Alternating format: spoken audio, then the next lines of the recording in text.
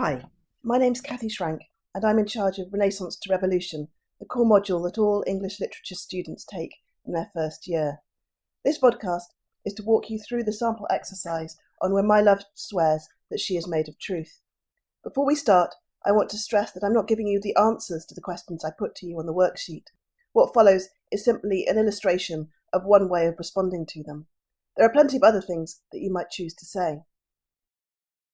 In sonnets, each rhyming unit often serves as a stage in an argument or chain of thought. Here, the first quatrain, the first 4 lines, set out the issue, namely that the poetic speaker pretends to believe his beloved, although she's lying that she's been faithful, that she's made of truth. He also tells us that he does this so that she will think that he is naive, a trait associated with youth. The rhyme pair truth-youth helps underline the cause and effect between the two ideas that the poetic speaker is striving to establish. The second quatrain, the next 4 lines, set out the consequences of this, that the poetic speaker's reluctance to challenge these lies means that there's a double deception.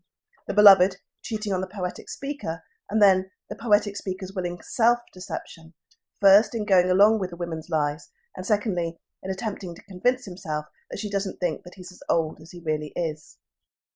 The third quatrain then moves in a different direction. It signals this with a contrasting conjunction, but with which the line begins. Sonnets frequently have a turn in the argument at some point, called a volta, a nod to the sonnet's Italian origins. It's usually here at line 9, or a bit later in the rhyming couplet. In this quatrain, there's a kind of resolution reached, in which the two lovers' suppression of the full truth, that the woman is unfaithful, the man past his prime, is seen as the way to the quiet life. Seeming trust, a pretence of either truthfulness on her part or trust on his, maintains the peace and status quo. The final rhyming couplet frequently has an epigrammatic quality in sonnets, i.e. the ring of a neat soundbite. The type of rhyme changes in these last 2 lines. It's no longer the alternating rhymes of the rest of the sonnet, where you have to wait for the answering pair. Alternate rhymes propel the sonnet on, as you're waiting for and anticipating the matching sound. In the couplet, the rhymes are adjacent, acting like an aural full stop, bringing the sonnet to a satisfying close. And that's how this rhyming couplet works too. It's even introduced with that conjunction therefore, which is used in maths and logic to signal the solution to a problem. In this case, that the two lovers are going to carry on lying to and lying with each other. The style of the poem is fairly plain. It's not crammed with fancy terms and deliberately difficult words.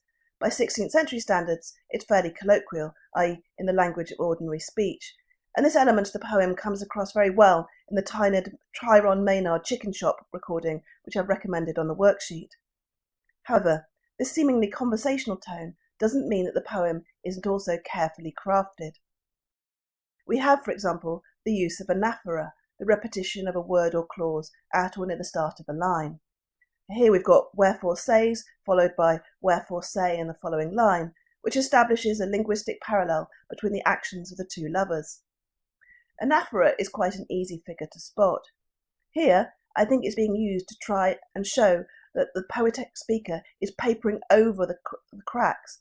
The fact is that their crimes aren't equal. Trying to kid yourself that you're younger than you are is not on the same moral level as sexual infidelity. As such, the use of anaphora here helps highlight the poetic speaker's willing self-delusion and the lengths to which he's going to excuse the woman in order to preserve their relationship. A rhetorical device that Shakespeare keeps returning to in this sonnet is polyptoton. If you look at the sheet on Sounds of Poetry, you'll see that this is a term describing the repetition of a word in a different grammatical form. In each case here, the repetition points up a connection between the two instances. So we have the contorted self-delusions of the poetic speaker thinking that she thinks, or the way that foolishly, simply believing falsehoods means that the plain, simple truth doesn't come to light. Or we have the effect of love on an aging lover, which means he loves not to be reminded of how old he is. And then that final instance where the verb lie links to the noun lies. This last example is also a pun, a play on lying as meaning both deceiving and having sex with. The Tyrone Maynard chicken shop recording brings out this bawdy double entendre really well. Deception allows these two to keep sleeping together. The sonnet is full of puns, from the opening line, where the verb have made puns on the homophonic noun maid or virgin, and homophonic means sounds the same. The poem is characterised by these double meanings. I noted them on the worksheet, so I won't go through each and every one of them here, just enough to help me argue that here again we're seeing the use of a linguistic device to highlight the fragility of the poetic speaker's rhetorical position. For example, the ambiguity of unjust shows the poetic speaker straining as he keeps refusing to voice the full truth of her infidelity. The word means dishonest, which in the 16th century could also mean unchaste. But it can also mean incorrect, which allows the poetic speaker to focus attention on how his ill-conceived idea is that she might overlook how old he is. The pun on habit has a similarly dark edge. On the one hand, habit can mean custom or usual practice, as in, I have a bad habit of picking my fingernails. On the other, it's a standard 16th century word for clothing, and clothing is frequently used as a means of disguise, as a way of passing yourself off as something you're not, a device we frequently see in Shakespeare's plays. Puns rely on there being a gap between meanings, and they only work when readers or audiences also recognise that gap.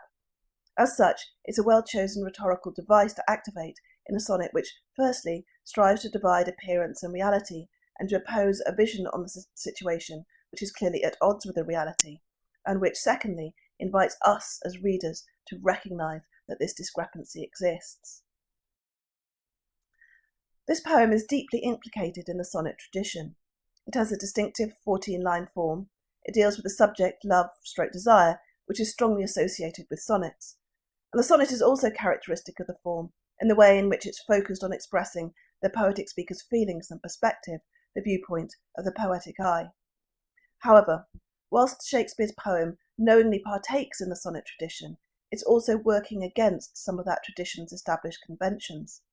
And here you might also want to think about some of the ideas in the So Conventional worksheet, and in particular, the ways in which authors rely on audiences knowing the conventions of a given genre, even as they subvert them.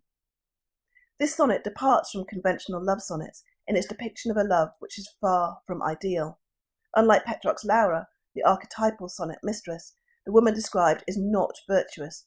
She's promiscuous, and the desire expressed is sexual rather than chaste and remotely adoring. Further to that, the poetic speaker is quite clearly represented as ageing, and love poetry then, as now, was a genre associated with youth.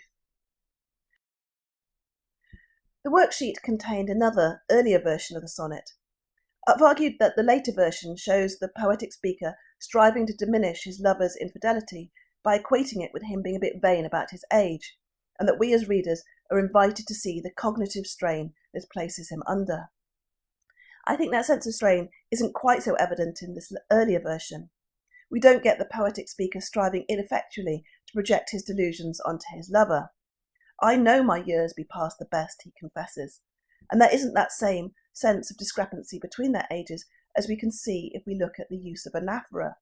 In this version, the anaphora establishes an equivalent which isn't unbalanced as it is in the later version. For wherefore says my love that she is young, and wherefore say not I that I am old? Both of them, in other words, are old in this poem. There's also something less bleak about love's best habit being a soothing tongue rather than seeming trust.